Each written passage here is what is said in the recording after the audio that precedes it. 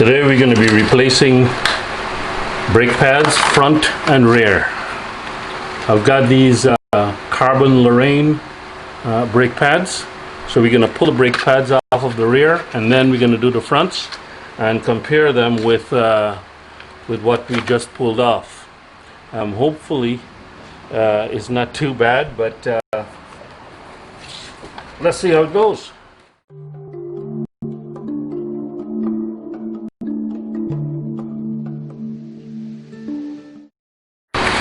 First, we've got to pull these pins out.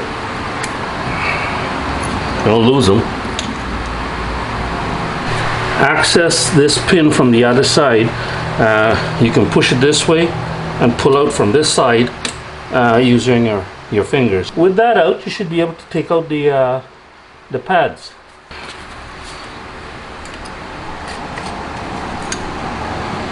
One pad, second pad.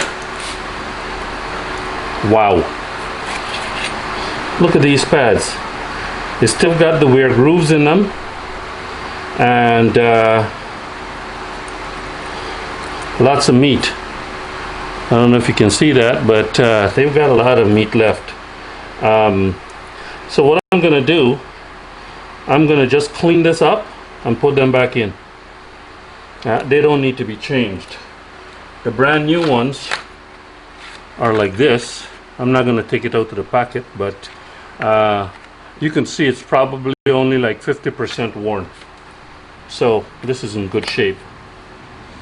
To clean it, you need to get I guess some brake cleaner. You can use some brake cleaner and a clean towel and clean it up. Make sure you don't get any grease on it. With the pads clean, I'm going to put these back. They can only go one way. This little nub here for the pin has to be towards the rear, so this one with the plate on it has to go on the right side, and then this one here on the left. This is the one that actually contacts the piston. The other side does not have a piston, but it just has a retainer. So I'm going to spread some of this just because I got it. Stops disc brake noise. It's just a little kind of a grease-like thing on the back of the thing like that. I'm going to just put a little bit. I'm going to do it on both of them. Okay, what I'm going to do is put a little bit of this copper anti-seize lubricant on the pin. My Haynes manual suggested that that's a good idea. So this is what it is. Put a little bit on that. Permatex brand. So I'm going to spread it on. Copper anti-seize lubricant. Wasn't too hard. I got it off of I got it off of Amazon. So that's pretty neat. I'll just stick the pin in from the other side, just enough to hold the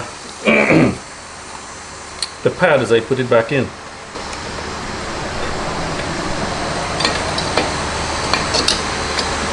Okay. That one's there, kind of staying in place. Put this one in.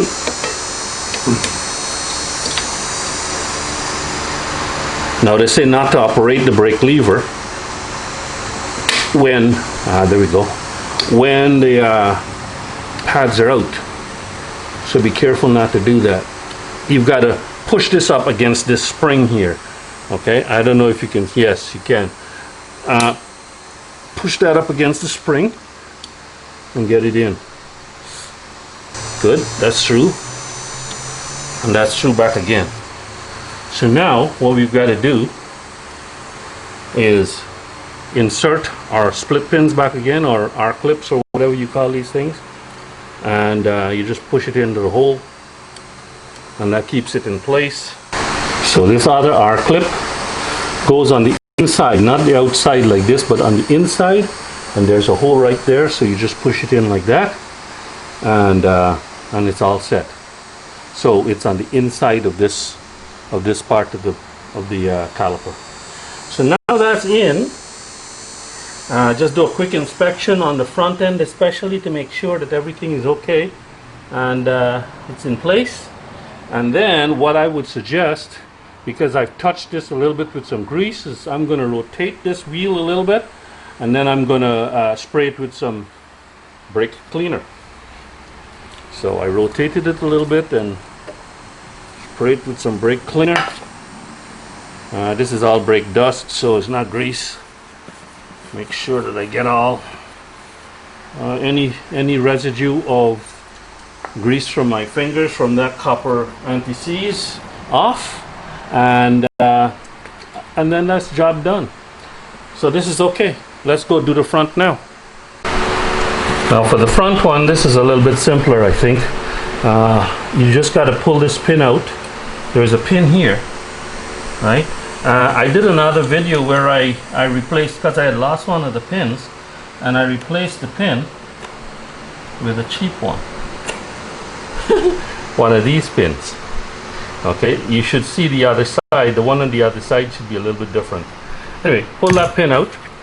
Then you've got to use T27, I guess. T27 on this.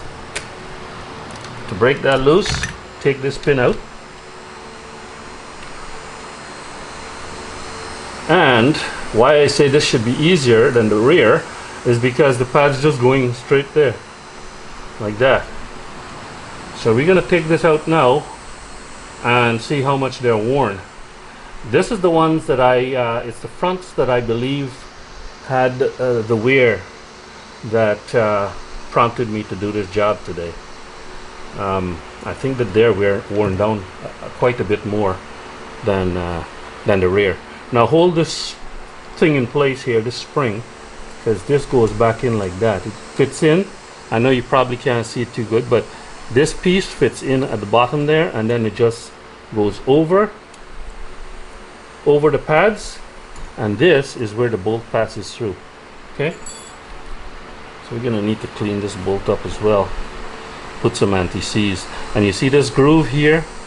This groove is where the this pin, this split pin, goes over.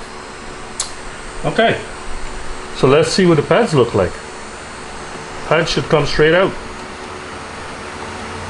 I haven't compressed, pushed the pistons back. Both pads are out. And it looks as though this pad is worn less than this one. This one has got the grooves all worn down, so except for maybe this one. This one is pretty much smooth. This one's gone. So I think that this one, the front, is going to be replaced today. If you look at the brand new ones, they've got a lot more meat on them. So I'm going to replace both sides. You don't do just one side. Anytime you change the pads on a caliper, you've got to do both pads.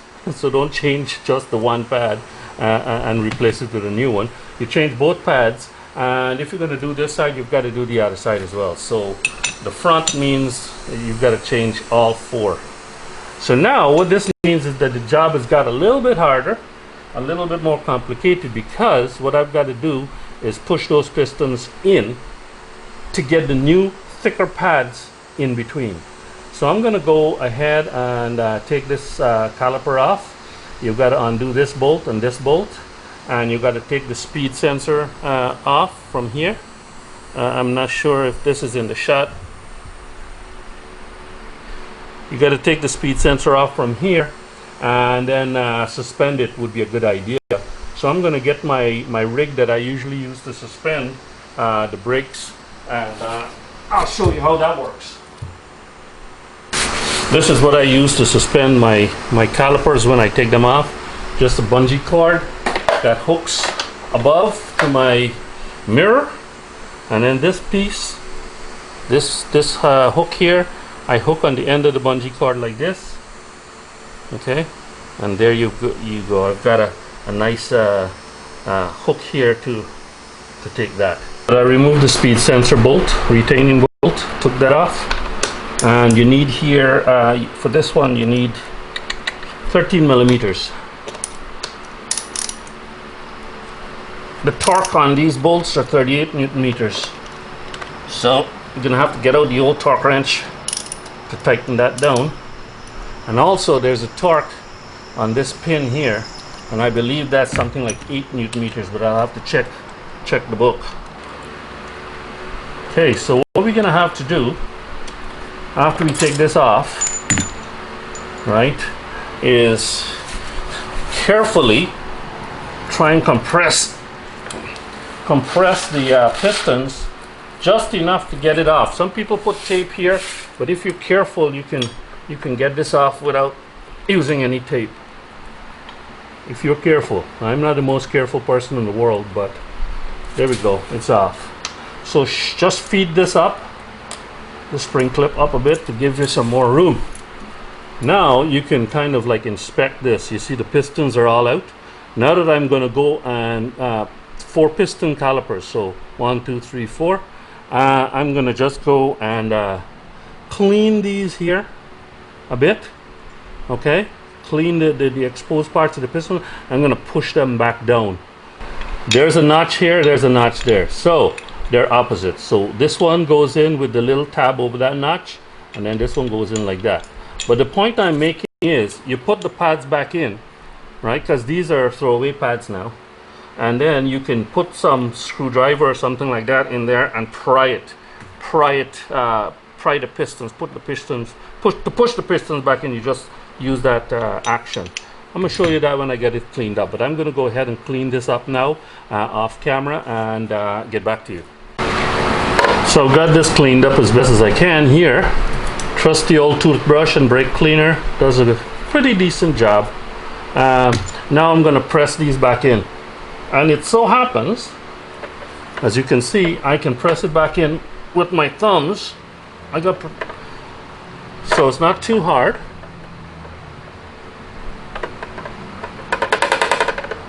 Okay, don't push it too far in, just enough to get the new pads in. Okay, once you got that done, you see it's hanging from the thing here. You find the new pads, and like I did with the rear ones, I'm going to smear a little bit of that old goop that I had. It doesn't say to do that in the Haynes manual, but hey, I got this old goop there, might as well use it, eh? So I'm just putting a little bit on. These carbon Lorraine pads, I got these from BMW Boneyard, and made in France, and they're a bit cheaper than the BMW ones. So this one goes in like that, and we can put the pin in right now. After we put those pads in, we can put the pin in and have it all ready to go back onto the rotor. This one goes over like that, and then we can find our old trusty old, you see this clip here goes in to that little spot there, so it goes in there. See how they fit nicely, and then this fits the pin. Now I forgot, I'm going to put some copper anti-seize on this.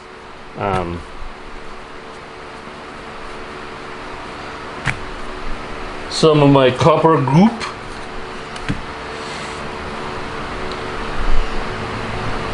Alright, copper goop. Now the book does say to put the copper goop on it, eh?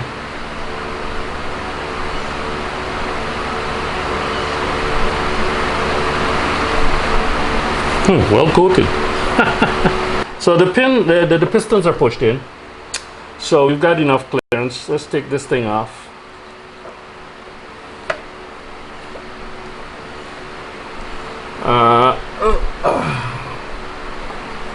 Easy to get the caliper on now because there's lots of clearance there. So what you want to do is you want to take these bolts here and just put them in place. Don't tighten them up yet. Put them in place. Don't forget to put this back. Put them in place just to hold the caliper in place. You don't want the caliper walking all over the place while you're doing your job, right? So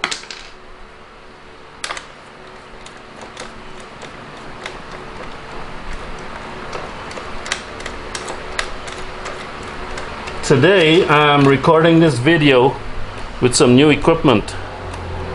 Maybe you'll see a difference in the video. I don't know yet until I start editing it, but I've got a light as well.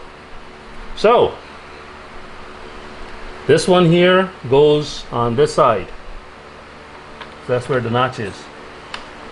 This one here goes on the other side, because the notch is on the bottom. Okay. Now we put our little spring clip in here. Put this in here, and at least we know that the pads are not totally misaligned.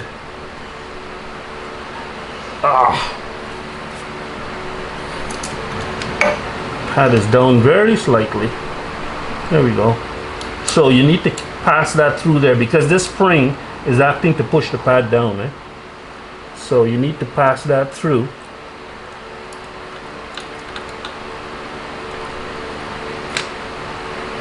This just fits together so nicely. I mean, it's really a nice piece of kit, how this all goes back together.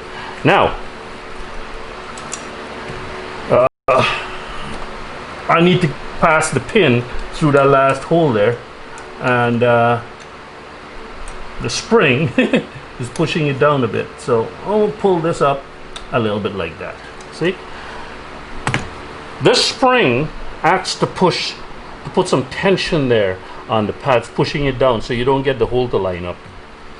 But what we're going to do is tighten this up now using finger tight method, so that we don't cross thread anything. Now that's going in good, so I can put my ratchet back on. And remember, it says, I believe 8 Newton meters. I know what I undid when I unscrewed it, so that's 8 Newton meters right there. Okay, put the speed sensor back in.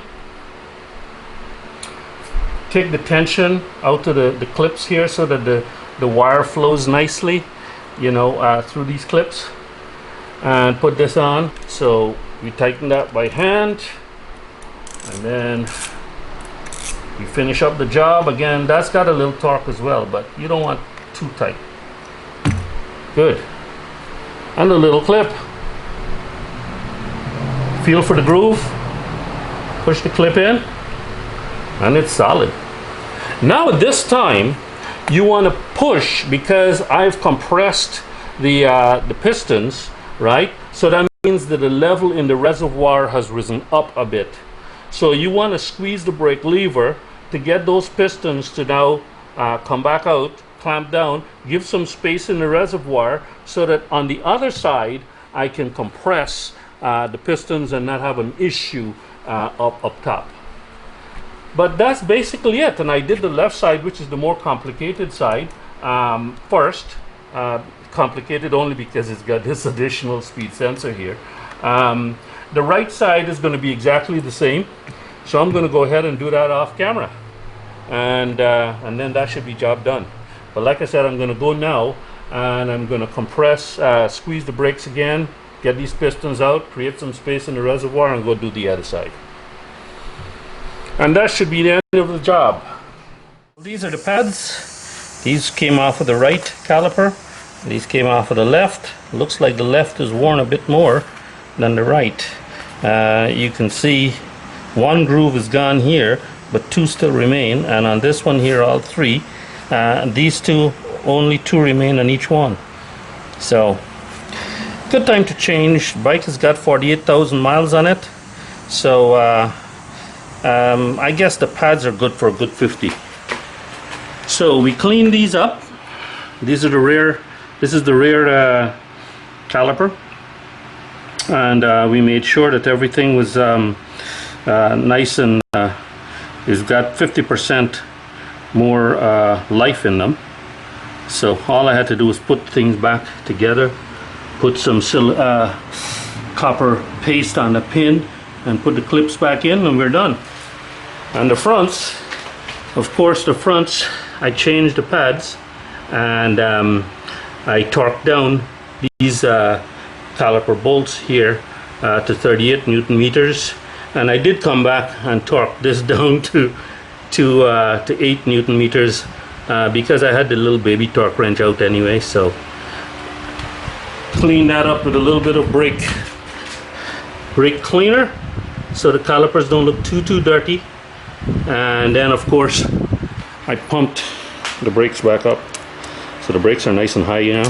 So we're gonna go for a little short test ride and make sure that they're bedded in at least a little bit.